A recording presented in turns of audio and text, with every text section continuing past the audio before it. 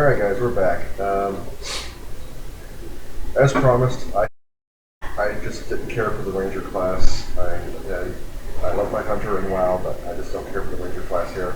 It might be cool dual wield, but I wanted to do it melee. And we figured do a Guardian Fighter because it's one of the few that does not have an escape mechanic. Right. Because, well, it's a Guardian Fighter.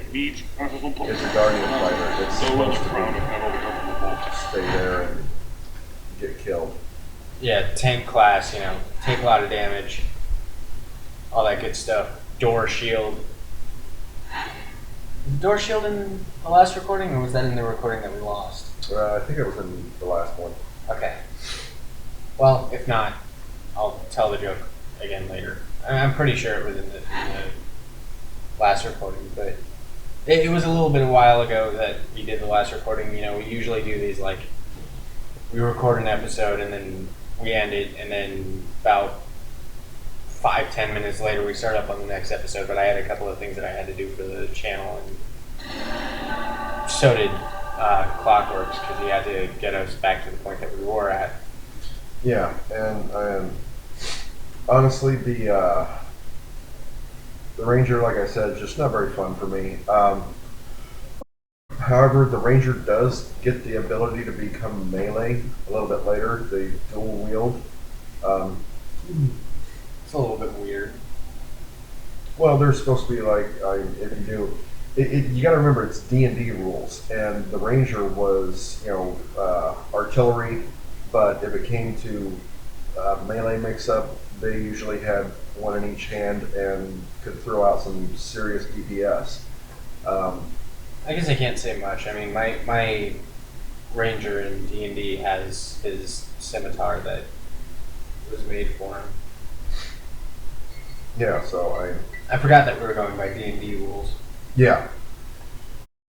Which this game, Neverwinter, obviously is based off of D&D rules. I can't remember if it's edition 3.5 or 4th edition, so somebody else can look that up. I'm not going to. But anyway, as I said, the mechanic for the Guardian Fighter, obviously, no escape, but does have shield ability. Which you are taking full advantage of, as you should. Yeah. Very long or wide berth for the sword attacks. Yeah, it's all cleave.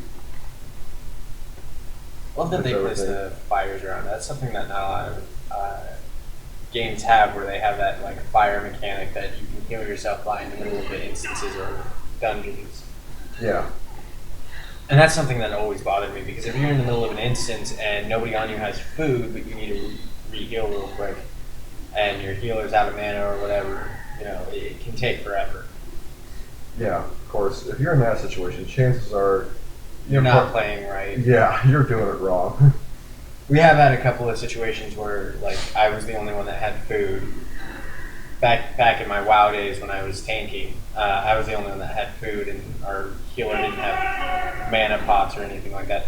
Of course, I always had some form of water or drink on me, because as a DK, you get them, and then it's completely useless to you because you don't use mana. So you just, sell them or give them to the auction house or what have you. He just tried to shield bash you. Mm-hmm. That jerk. Well, that was the thing that happened.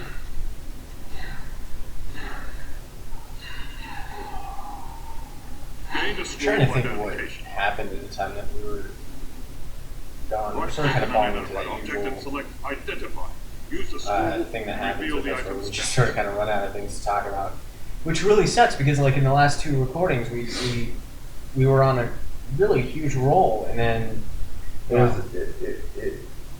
I think it was a Tuscan roll. Yeah. I don't know. It might have been. It just could have been a garlic roll. It might have even been a croissant or a bagel. With cheese? Bagel. Yeah. Well, the topics are still there. When we were venting our frustrations. If you'll remember, we were talking about some game mechanics that annoy us, and wanting to talk about, this is a free-to-play game. Go check it out. Yeah, go check it out. It's definitely worth it.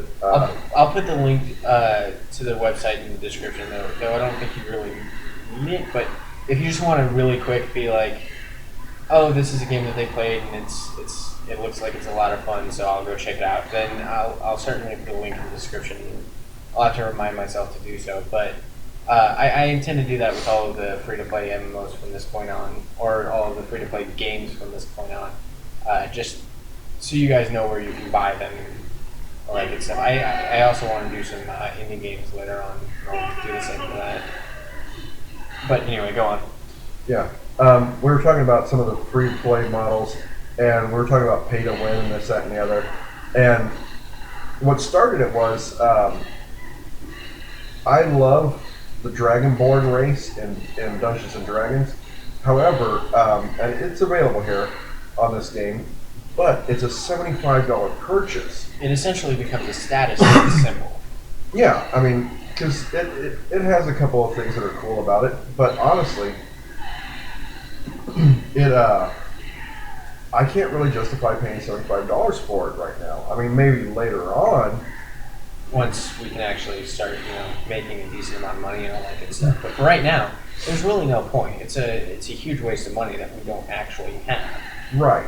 Which brought up different business models. I mean, there's the pay to win, which I've never played it, but I've heard of the. Well, that was completely useless. For me, Dungeoneering cannot have that ability.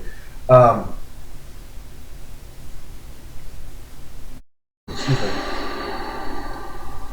But the what was it? Need for Speed, I believe, was horribly pay to win. Yeah, there was a couple of the Need for Speed ones that were pay to win. I know that I'm gonna get some hate for this, but League of Legends has its pay to play moments. Smite has its pay to pay. All of the MOBAs really have those, like, in order to fully get the experience of the game, to get the best characters, you have to pay some odd amount of money. Yeah, and like, for example, I enjoy APB. I enjoyed it when it was first released. I enjoy the reload. Love all points goals. I wish that's also available through the Art client. It's also free to play. It's also available through Steam if that's what pleases your fancy. Yeah, but it was a. I think that one is horribly pay to win with some of the guns that are available. Now, Blizzard has an interesting model with World of Warcraft in that it's a sub, it's a subscription. $15 a month. And it does have a cash shop, but it's all like vanity stuff, like pets and different mounts and stuff. Yeah, like it doesn't change the gameplay. Right. I have my Celestial Steed, which as you level up your flying, it matches the speed that you would normally have. So you don't have to worry about switching between like your epic mount and your normal mount. You can just use that regardless. Speaking of weird mounts, yeah, that one's pretty wicked. Glowy. Yeah. But the one that I really like is on Planet Side 2, and Sony's is pretty much incorporating it for all their games. Excuse me. Like, for example, Landmark, EverQuest. Amazing game, by the way. If you guys haven't checked it out, go check out Landmark. That's another free-to-play one. Yeah. We'll do a Let's Play. Actually, all of Sony's games are free to play now, but they have a sub that you can do. Take items, delete mail. Look, storyline. You can pause that later and read it if you want. For any other game, we'll do the storyline, but for like MMOs, you can see it yourself. Yeah. Protectors on plane. Goswell. Goswell's going into It's an Black Lake MMO. District. That's going to be trouble. But Black Lake District is a mess. Not just tug it. Yeah, we're going there already. The model that Sony has, remind me to mention the Player Studio. There's, in like Planet Side, the only ones I really paid for were just because of my OCD. To open up, you've seen me in my Max armor, I opened up matching weapons on both arms. Just because I'm all OCD, I don't like to mix and match the weaponry. Right.